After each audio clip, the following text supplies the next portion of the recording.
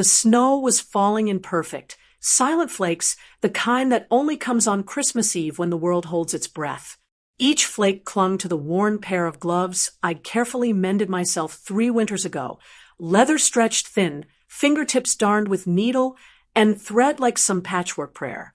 I'd walked 2 miles through the freezing streets just to save bus fare, my savings depleted to the last desperate dollar.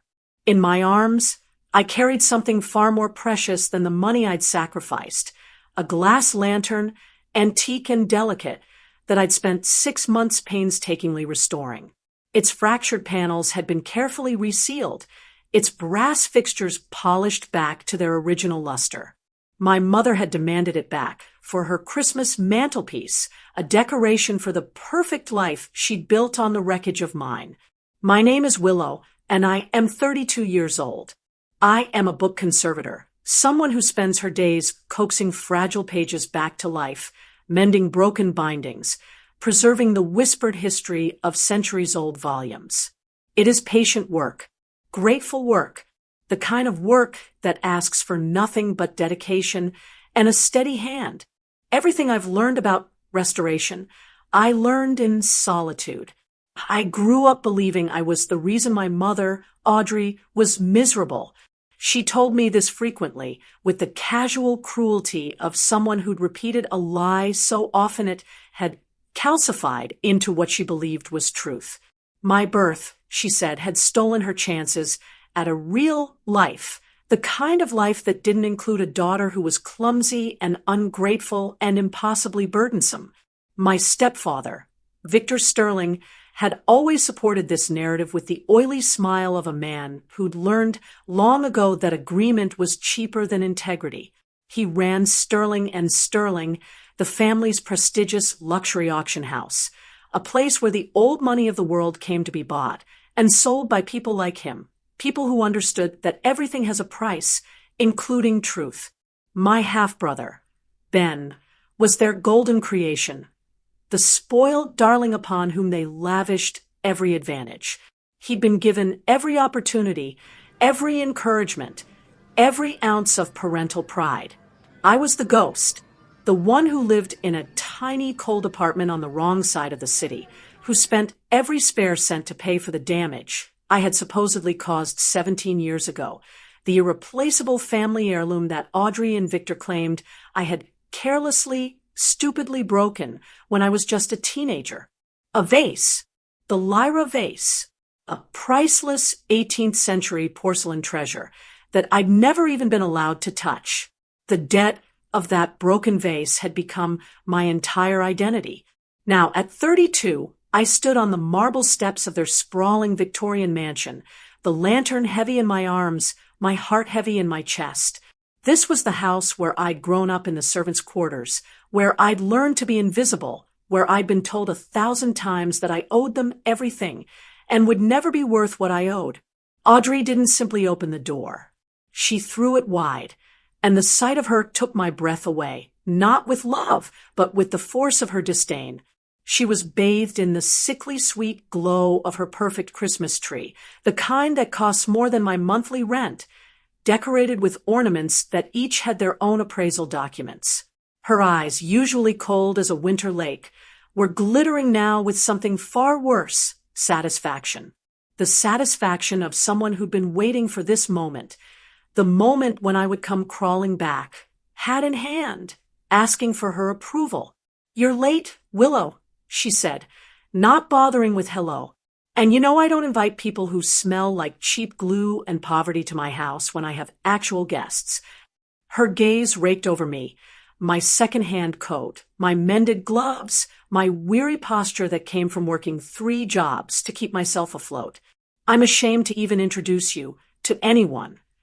I said nothing.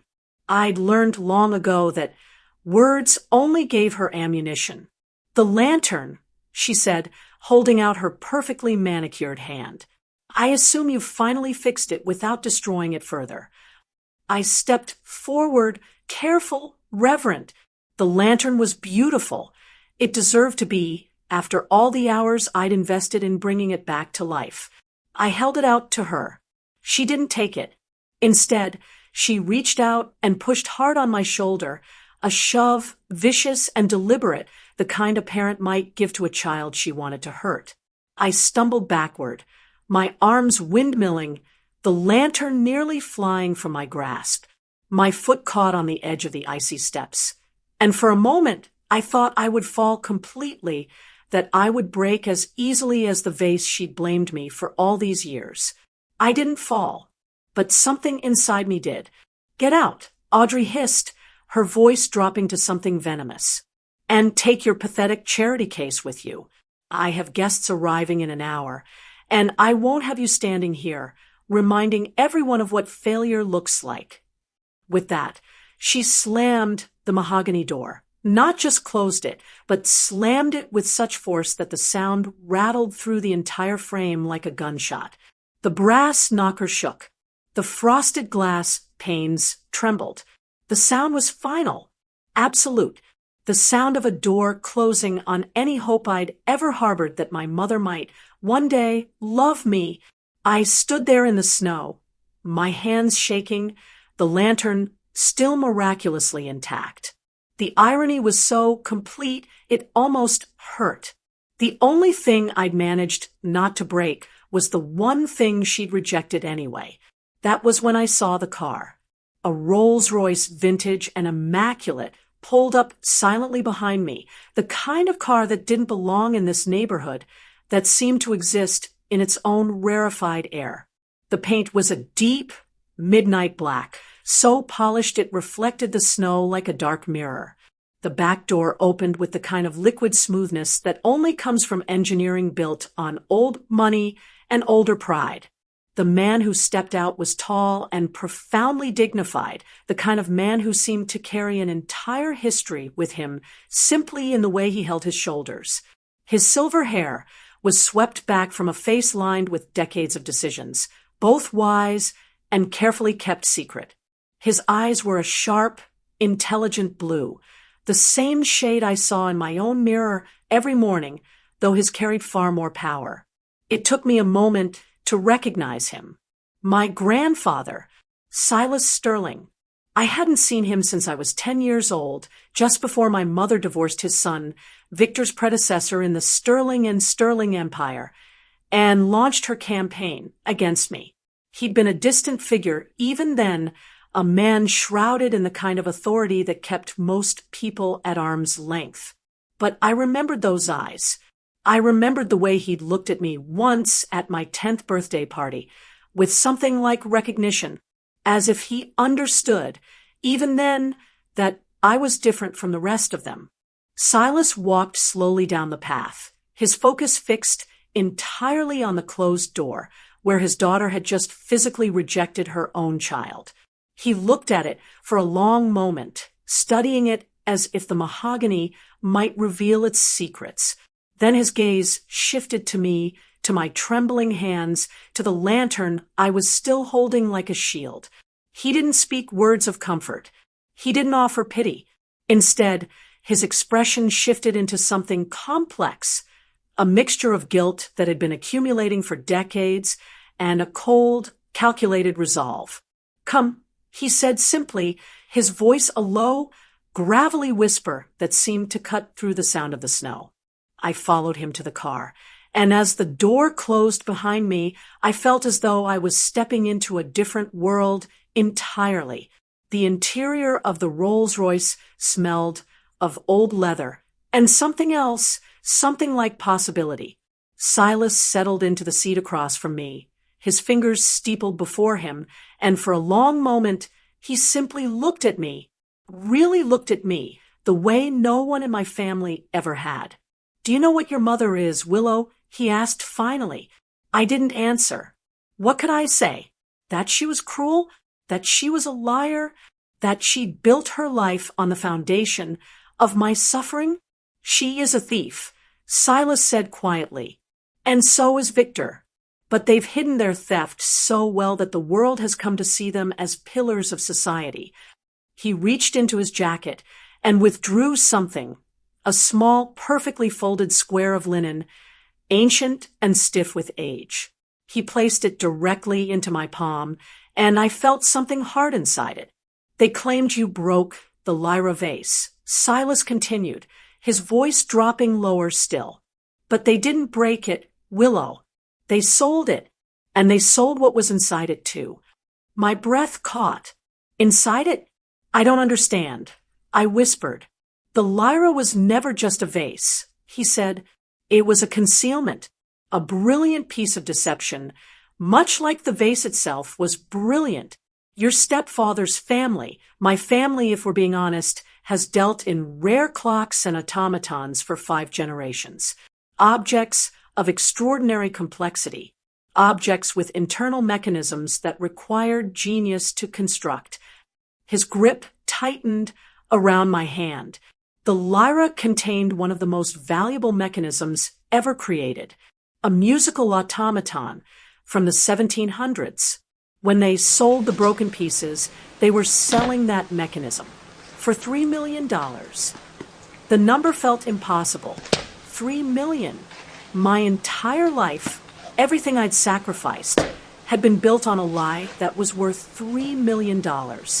This, Silas said, pressing the linen closer into my hand, is a piece of that mechanism, a gear that fell out when they disassembled the vase. I found it 17 years ago. I should have given it to you then. I should have destroyed them then. But I was a coward, and I was your grandfather, and I let fear prevent me from being either of those things properly. I unfolded the linen with trembling fingers. Inside, nestled in the aged fabric, was a small silver gear, no bigger than my thumbnail, so perfectly crafted that it looked almost like a piece of jewelry. It was etched with a single, tiny cursive letter, S. The S stands for Silas, he said, the original craftsman who built this automaton. It's how he signed his work. This piece is the key to proving everything. It's the key to tearing down everything they've built on lies. But I need you to promise me something, Willow. I need you to promise that when you use this evidence, you won't seek revenge with anger. Seek it with truth. It is the only thing they cannot survive. He stepped back, giving me a final, penetrating look, a look that felt like an apology for every year of silence, every birthday I'd spent alone, every moment I believed I was worthless. I should have been there for you, he said, simply. I can't change that. But I can give you this. I can give you the truth. Then he turned and walked back to the car. And within moments, the Rolls-Royce glided away, leaving me standing alone in the snow, holding a piece of the past that might finally set me free. Back in the sanctuary of my small apartment, a studio that was barely larger than the closet my mother had assigned me as a child, I laid the silver gear on my desk and stared at it for hours. The winter light faded into darkness, and I didn't turn on a lamp. I just sat there, in the growing cold, holding this impossible piece of evidence. The Lyra vase. I'd been so young when it supposedly happened, 15 years old, gangly and awkward, desperately trying to be invisible in a house that had no room for me. The story was always the same. I'd knocked over the vase in a moment of carelessness, and it had shattered into pieces. My mother's screams, my stepfather's cold fury, the way they'd looked at me like I'd committed a mortal sin. For 17 years, I'd believed that story. I'd built my entire life around the guilt of it. But if Silas was right, and every instinct told me he was, then the Lyra had never been broken. It had been disassembled. Carefully, deliberately, sold for $3 million while I was blamed for an accident I'd never caused. My conservation instincts, honed by years of working with delicate objects, immediately kicked into analytical mode. A gear this size, this perfectly crafted, wouldn't be part of a simple music box. The complexity of it, the number of teeth, the precise engineering, the way it seemed designed to mesh with other mechanisms of equal sophistication, all of it pointed to something far more elaborate, an automaton, a mechanical marvel designed to produce music through an intricate system of gears and levers and coded mechanisms. The kind of peace that would be worth millions. The kind of peace that would destroy my stepfather's entire empire if its existence could be proven. I spent that first night researching. My apartment's Wi-Fi was slow and temperamental, but it was enough.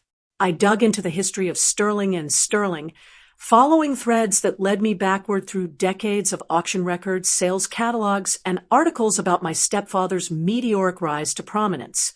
The narrative was always the same. A visionary businessman who'd transformed a failing auction house into a prestigious empire. A man of impeccable taste and legendary discretion. A man who understood the value of rare and beautiful things. What the articles never mentioned was how he'd gotten the capital to make his transformation. Around 3 a.m, I found something in an old digital archive.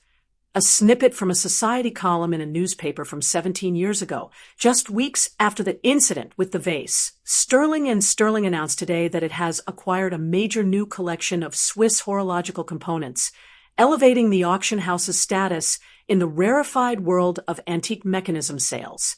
The acquisition has positioned the firm as a premier destination for collectors of automated treasures and mechanical marvels. The timing was too perfect to be coincidence. I pulled up the archive records for Sterling and Sterling from that period and found the entry I was looking for, a ledger notation digitized from old public records showing a single urgent sale of Swiss horological component, miscellaneous parts for a sum that made my breath catch. $3,200,000. Signed by Victor Sterling. Classified under the most boring, anonymous category possible, miscellaneous. That was the injection of capital that had launched his empire. Over the next 2 weeks, I became obsessed. I pulled records from the library's digitized archives, old city documents, property transfers, auction catalogs. Silas had donated his early sales ledgers to the public library, and buried in those records were the secrets that no one had ever thought to look for.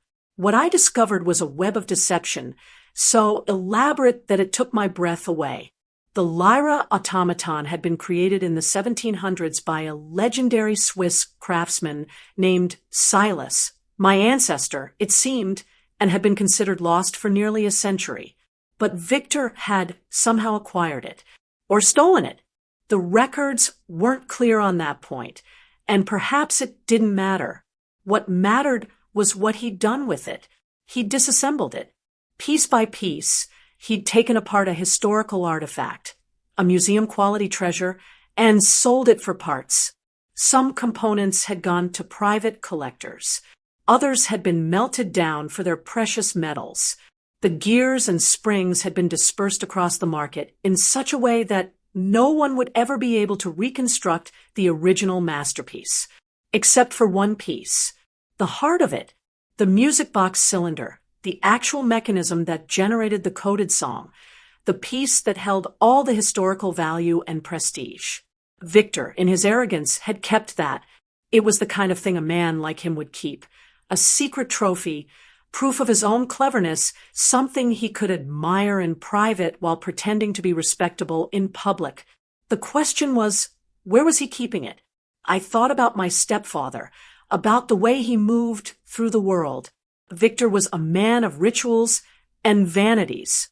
He had a specific chair in his office where he liked to sit, a specific scotch he drank every evening, a specific way of straightening his cufflinks when he felt pleased with himself. He was also a man who kept secrets, and secrets, I'd learned over the years, always have a home. 2 weeks after my encounter with Silas, I made a decision that would reshape my entire life. I called my mother. My hands shook as I dialed. I hadn't spoken to her since the day she pushed me down the steps, and the thought of hearing her voice again made my stomach twist. But I knew what I had to do. "Mother," I said when she answered, injecting every ounce of defeat I could muster into my voice. "I need your help." I could almost hear her smile through the phone. There was nothing Audrey loved more than the idea of me needing her, of me finally acknowledging my own worthlessness. I found out this morning that my landlord is selling the building. I continued, my voice breaking slightly, not entirely for effect. I have nowhere to go. I've exhausted my savings trying to keep up with my responsibilities, and I let the words trail off, as if I was too ashamed to continue. And Audrey prompted, her tone one of barely concealed glee.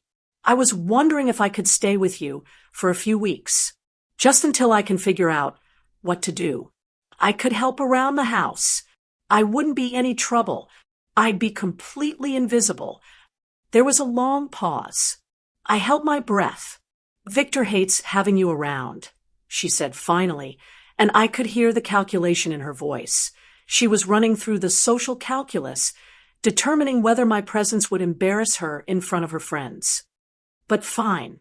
You can stay in the attic storage room above the garage. It's cold and it's cramped, but it's better than what you deserve.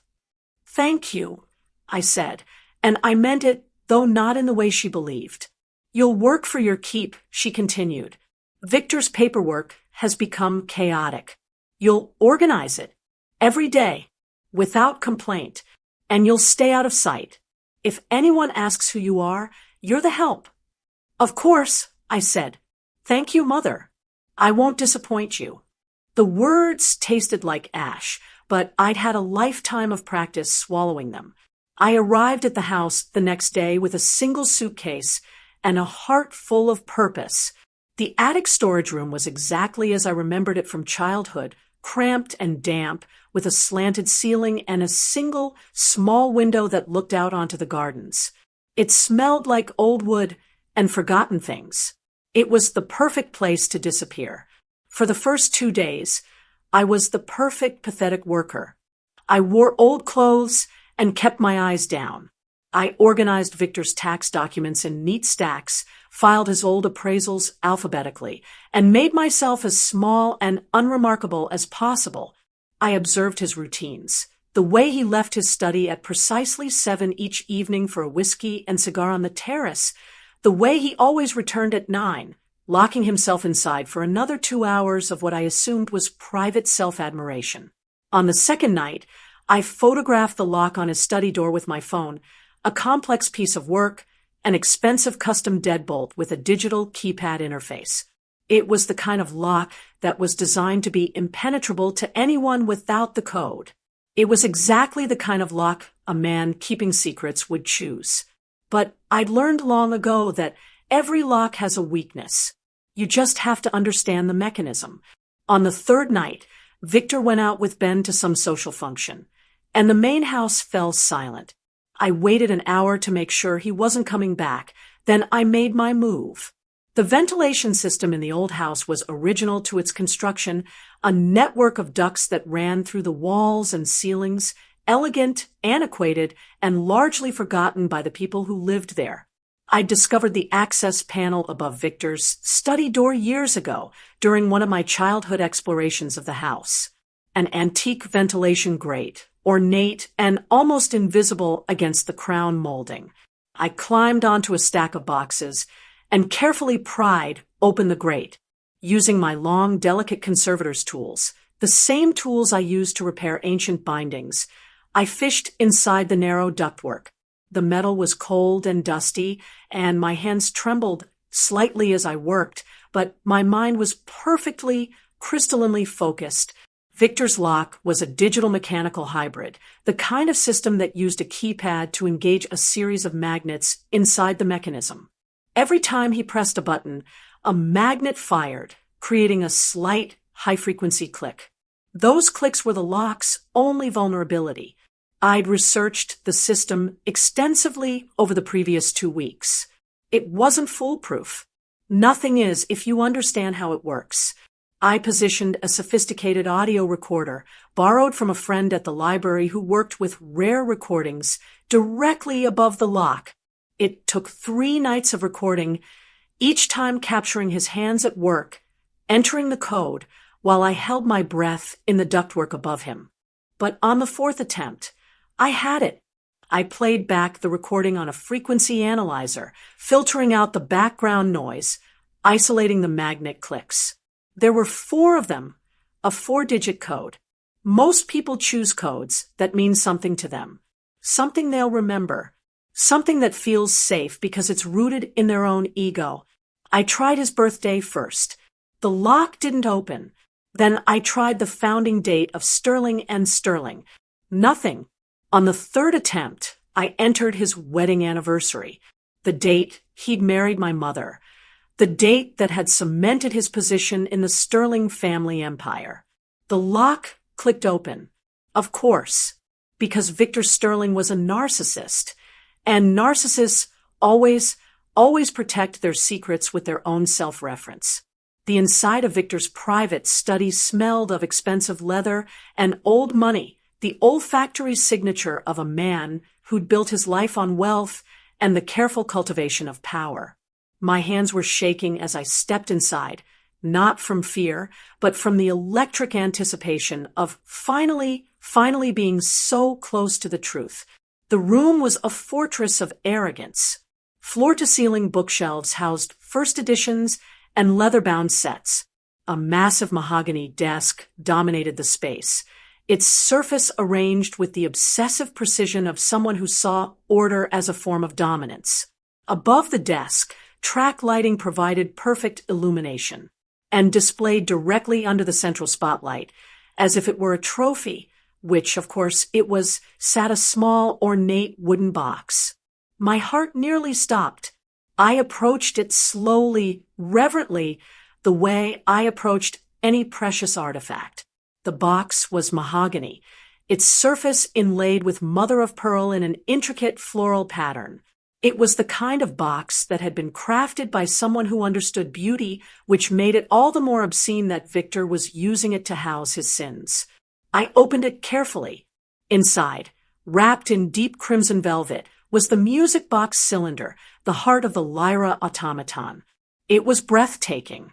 A cylinder of burnished brass, no larger than my wrist, but covered in thousands upon thousands of tiny brass pins. Each pin represented a single note in a pre-programmed song. The complexity of it, the precision, the sheer mechanical artistry, it took my breath away. This was the work of a genius. This was a masterpiece, and Victor had kept it locked away like a miser hoarding gold. Tucked beneath the cylinder, carefully placed and labeled in Victor's precise handwriting, was the final devastating piece of evidence, the original appraisal document. It was dated 17 years ago, and it stated in official, formal language that Victor Sterling had sold a Swiss horological component to an unnamed buyer for the sum of $3,200,000. Standard enough. But then, in a different ink, older, more faded, was a secondary notation. A series of numbers that added up to the $3 million he'd claimed as a business expense write-off. Beneath that, in a sealed envelope labeled with a date from just after his marriage to my mother, was a second document, a secret appraisal, for his eyes only, one that stated the true value of the Lyra component, $40 million. Conservative estimate. He'd sold it for $3 million and written it off on taxes as a miscellaneous sale. But the real value, the astronomical, life-changing value, had been documented in this secret appraisal, meant only for his own private reference. Evidence that he'd knowingly committed fraud on a massive scale. But there was more. Clipped to the back of this document was a handwritten note in my mother's distinctive script. "Victor, keep this where you can see it. This is what you owe me. This is the leverage I used in our agreement. If you ever think of divorcing me, I will destroy you with this." My mother had known. She'd known about the fraud, about the hidden value, about everything. She'd used it as a weapon to control him. They were both complicit.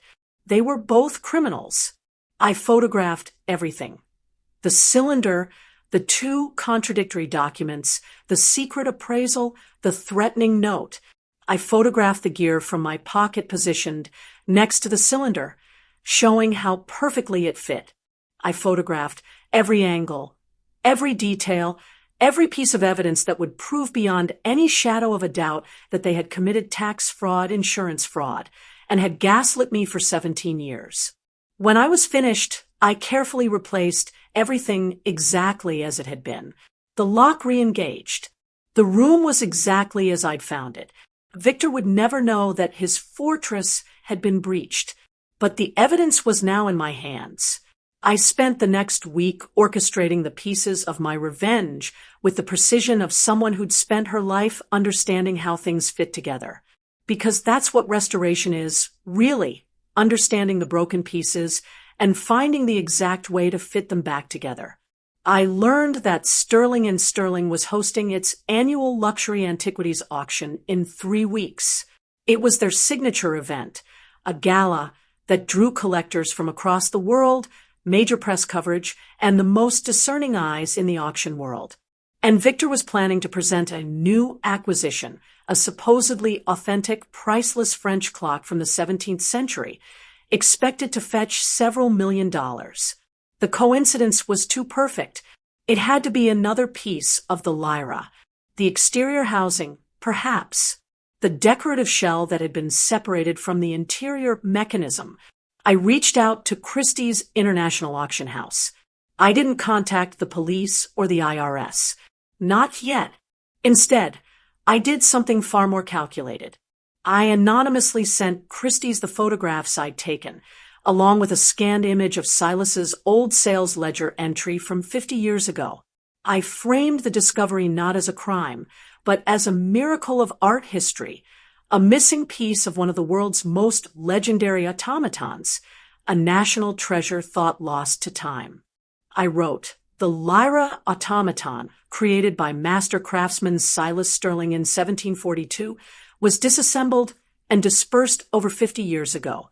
The enclosed photographs appear to show the music cylinder from this legendary piece.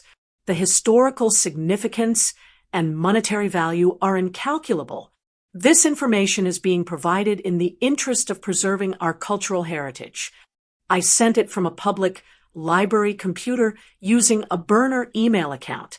Within 48 hours, Christie's responded. They launched a quiet but urgent investigation into the Lyra cylinder's provenance, and that investigation led them to Sterling & Sterling's upcoming auction. What they discovered, I learned through careful attention to subtle news items and industry blogs, was extraordinary. The French clock that Victor was preparing to auction, the piece that had been in his private collection, the piece he was about to sell, was not, in fact, a 17th century French clock. It was the outer casing of the Lyra automaton, the decorative shell, exquisitely crafted, that had been separated from the internal mechanism decades ago. It was the final exterior piece of a priceless artifact that Victor was unknowingly about to put on the auction block. And now that Christie's knew the history, they understood exactly what was happening. Victor was attempting to liquidate the final piece of a museum-quality treasure. He was in his desperation for cash, perhaps to pay off debts, perhaps just to feed his addiction to wealth and acquisition, destroying one of the world's greatest mechanical achievements. The investigation deepened. Christie's began looking into Sterling & Sterling's financial records, tracing the sale of the horological component from 50 years ago, building a timeline of fraud and conspiracy that went back decades. And they prepared to strike. 2 nights before the auction, Audrey walked into my attic room. She reeked of expensive perfume and triumph, the scent of a woman who'd just come from a social engagement where she'd been admired and praised. "Willow, you've been so helpful with Victor's papers," she said, and I heard something in her voice that might have been almost kind, the cruelty of false generosity. "You're a good little worker, after all. But we're selling this property tomorrow.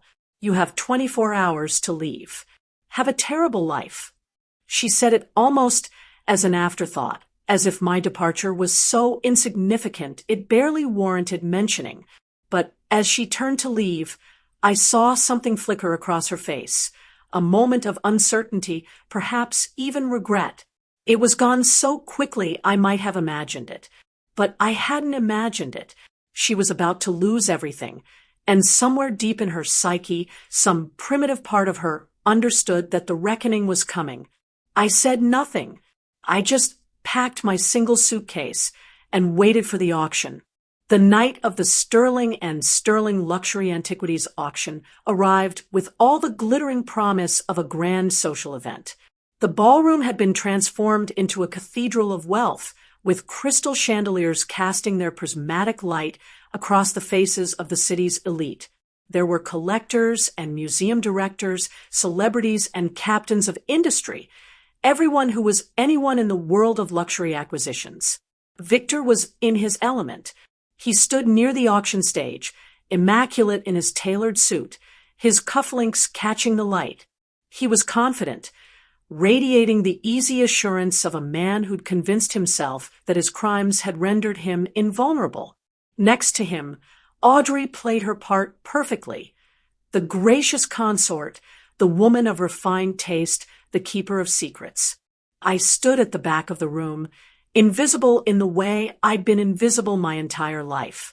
But tonight, my invisibility was strategic.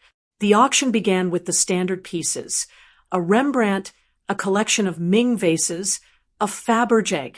The bidding was spirited, the energy electric. And then, as the evening reached its crescendo, the French clock was brought to the stage. It was magnificent. The craftsmanship was extraordinary, hand-painted enamel, golden gears visible through the face, delicate filigree work that spoke to centuries of artisan skill. Victor had been right about one thing: it was worth millions.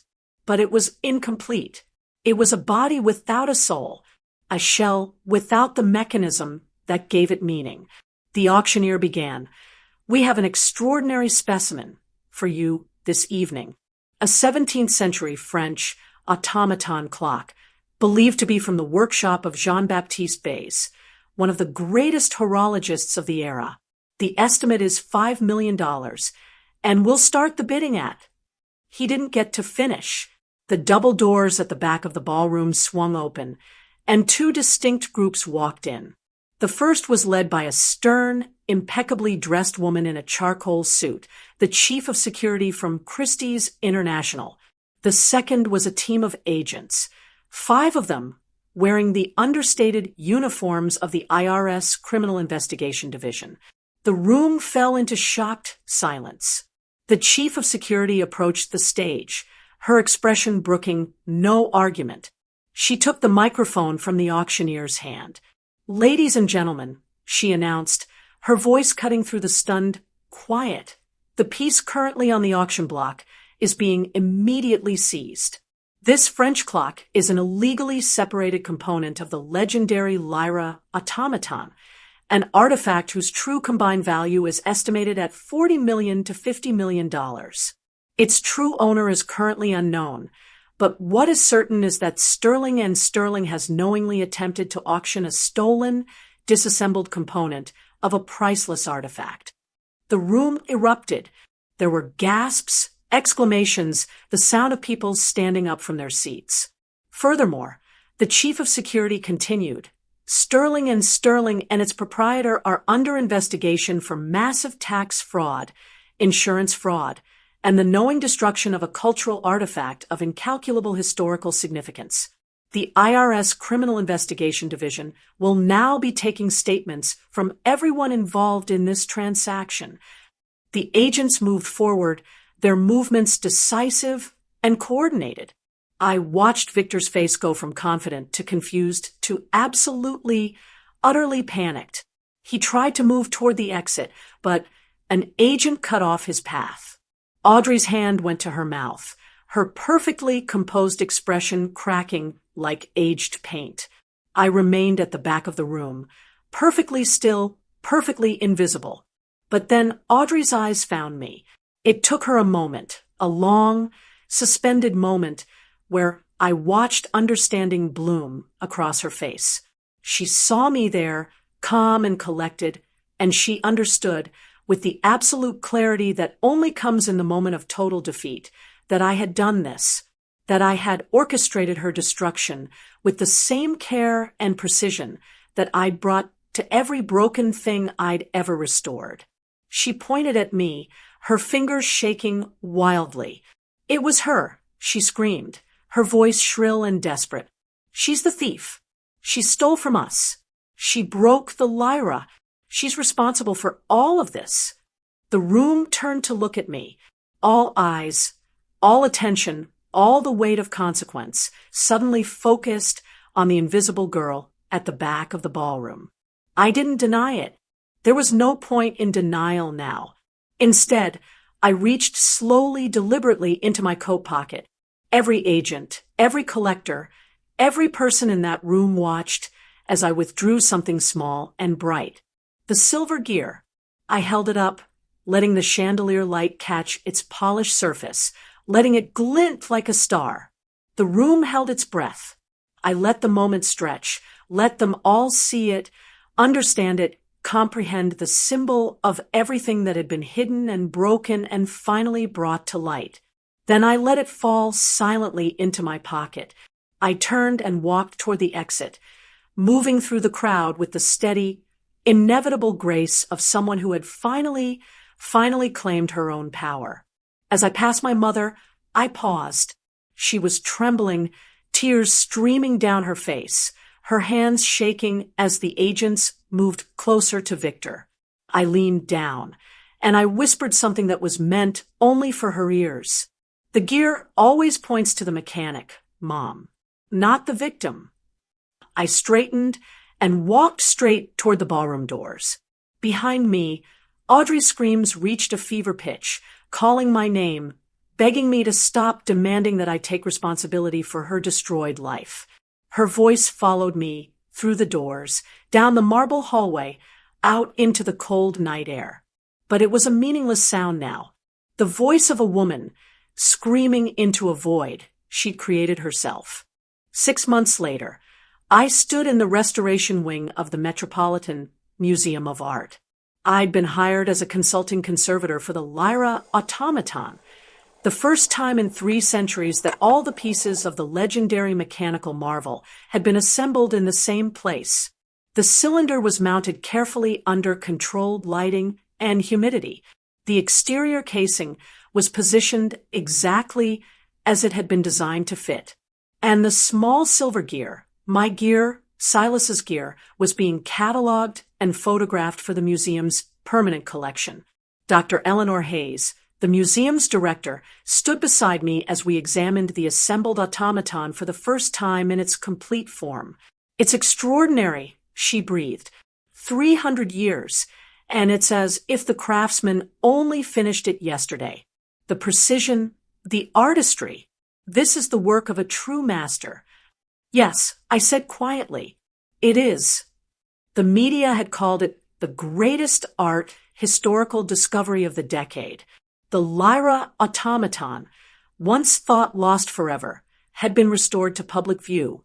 The story of its disassembly and near destruction had become legendary in the art world, a cautionary tale about the greed that destroys cultural heritage.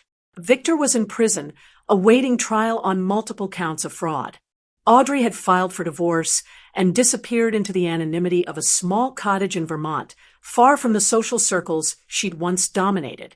Ben had quietly left the country, embarrassed by the family scandal. And me, I'd become the woman who restored the Lyra, the woman who brought truth out of lies.